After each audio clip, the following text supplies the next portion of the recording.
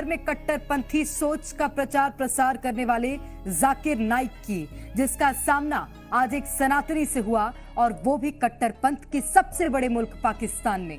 दरअसल एक कार्यक्रम में जाकिर नाइक शामिल हुआ था और उसी कार्यक्रम में मनोज चौहान नाम के एक प्रोफेसर ने गीता के कुछ श्लोक को पढ़ते हुए जाकिर नाइक से कुछ ऐसे सवाल किए जिसका जवाब कट्टरपंथी जाकिर नाइक के पास भी नहीं था।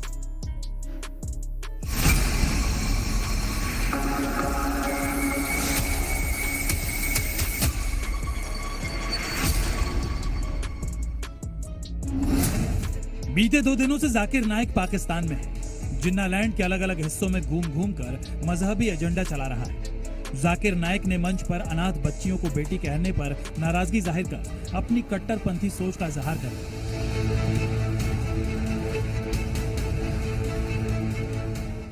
एक तरफ जाकिर नाइक जिन्नालैंड में नफरती सोच को हवा दे रहा है, तो वहीं दूसरी तरफ पाकिस्तान में पूरी की पूरी मजहबी जमहूरियत उसके चरणों में नतमस्तक। पीएम हाउस और नेशनल असेंबली में भगोड़े जाकिर नाइक की मेहमान नवाजी हो रही है। दुनिया में 200 से ज्यादा मुमालिक है, जो इस्लाम के नाम पे जो वाहिद मुल्क जो इस्लाम के नाम पे अलग हुआ वो है पाकिस्तान। और हम उम्मीद करते हैं कि इंशाअल्लाह पाकिस्तान और इम्प्लीमेंट करे। जहाँ तक कि मेरा इल्म है, कुरान उनका कॉन्स्टिट्यूशन है, तो हम चाहते हैं कि इंशाअल्लाह प्रैक्टिकली कुरान और जो हदीस के ऊपर अमल करे। कल तक जाकिर नाइक कुरान को ही पाकिस्तान का संविधान बता रहा था, शरिया को जिन्नालैंड का कानून, और आज पाकिस्तान में खड़े होकर एक सनातनी ने जाकिर नाइक की कट्टरपंथी सोच पर जोरदार तमाचा जड़ा। मैं श्रीमद् भगवत गीता की एक छोटी सी जो वर्ष है वो उससे ही सवाल करूंगा कि भगवत गीता इंसानों से क्या कहती है। क्योंकि जब सनातन धर्म था तो उस वक्त तो कोई मजहब ही नहीं था। 1 अरब 96 करोड़ 4,32,000 साल का एक एरा है सनातन धर्म का। दरअसल प्रोफेसर मनोज चौहान ने मजहब के नाम पर दुनिया में जारी हिंसा और युद्ध पर सवाल खड़े किए। भगवत गीता का हवाला देते हुए पूछा कि आखिर ये कौन सी सोच है जो मजहब के नाम पर हिंसा और युद्ध कराना सिखाती है। तो उसमें इंसानों से कृष्णा ने कहा है श्रीमद् भगवत गीता में कि हे इंसानों, ये मैं तुझसे कह रहा हूँ कि समाज तेरी कर्म भूमि है और तू अपनी कर्म भूमि के मानदंड से नापा जाएगा। इसीलिए तू कर्मों से भागने का जतन न कर, क्योंकि तेरा निष्काम कर्म ही तेरा कर्तव्य है और तेरा कर्तव्य ही तेरा धर्म। लेकिन ये धर्म केवल तेरे हित के लिए है तो वो धर्म पाप की ओर जाने वाला मार्ग है। इसलिए अपनों से मुक्त होकर समाज कल्याण के लिए कर्म कर, कि यही मोक्ष का मार्ग है, जन्नत का रास्ता। सबसे पहले मनोज चौहान ने जाकिर नाइक को सनातन धर्म की सोच के बारे में बताया और इसी के जरिए जाकिर नाइक की कट्टरपंथी सोच को टारगेट कर भगोड़े से अब तक का सबसे कठिन सवाल पूछा।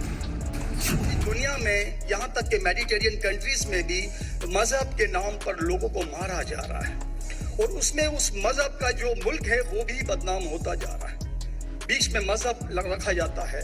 तो मेरा सवाल ये है कि ये जो इंडिया है, भारत है, पाकिस्तान है और दुनिया में कई ऐसे कंट्रीज हैं जो मजहब के नाम पर फिरकावारियत फैलाते हैं, तो उसको रोकने के लिए हमें जो स्ट्रेटेजी बनानी पड़ेगी उसके लिए हम क्या करेंगे। सुना आपने मनोज चौहान नाम के सनातनी ने कैसे कार्यक्रम के दौरान जाकिर नाइक की तकरीरों पर सवाल उठाए, उसकी कट्टरपंथी सोच पर निशाना साधा और खुद को मजहब का सबसे बड़ा ज्ञानी बताने वाले जाकिर नाइक के पास इन सवालों का कोई जवाब नहीं। यही वजह है कि मनोज चौहान के सवालों पर जाकिर नाइक ने वही रटे रटाए जवाब दिए। ऐसा आपने सवाल किया कि इसका हल क्या है कि आपस में लोग झगड़ा करते हैं। तो मेरे नजदीक कुरान मजीद की एक आयत है जिसे मैं कहता हूँ मास्टर की फदावा, सूरह अल इमरान की सूरह नंबर 3 आयत नंबर 64 में अल्लाह ताला फरमाते, कुल या अहले किताब, ए अहले किताब यहूद और नसारा, तालौ इला कलिमतिन सवाइम बैनना व बैनकुम, आओ हम उस बात की तरफ जो आप और हम में यकसा है। अल्लाह नअबुद इल्लल्लाह, कि हम सिर्फ एक अल्लाह की इबादत करें। जाहिर है पाकिस्तान में एक सनातनी के सवाल ने जाकिर नाइक की सोच और तकरीरों को कटघरे में खड़ा कर दिया। अमन को लेकर प्रोफेसर मनोज चौहान के सवालों का जवाब भी जाकिर नाइक ने उसी सोच से दिया जिसके लिए वो जाना जाता है। तो एक तरफ जाकिर नाइक जिन्नालैंड के मजहबी धमनियों में नफरत का खून भर रहा है और पाकिस्तान की हुकूमत रेड कारपेट बिछाकर उसका स्वागत कर रही है, तो वहीं अब हिंदुस्तान ने भी जाकिर नाइक के पाकिस्तान दौरे पर सवाल खड़े किए। Reports that he is being fitted in Pakistan. He has been warmly welcomed there. It is not surprising for us that that an Indian fugitive, a fugitive from Indian law, justice, has received a high-level welcome in Pakistan.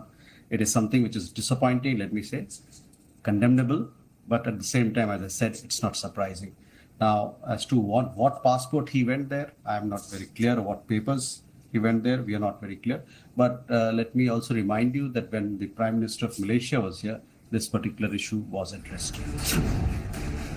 ऐसे कट्टरपंथियों को लेकर पाकिस्तान का रवैया कोई नई बात नहीं है, लेकिन सबसे बड़ा सवाल है कि इन्हीं वजहों से पहले से गर्त में मिल चुका पाकिस्तान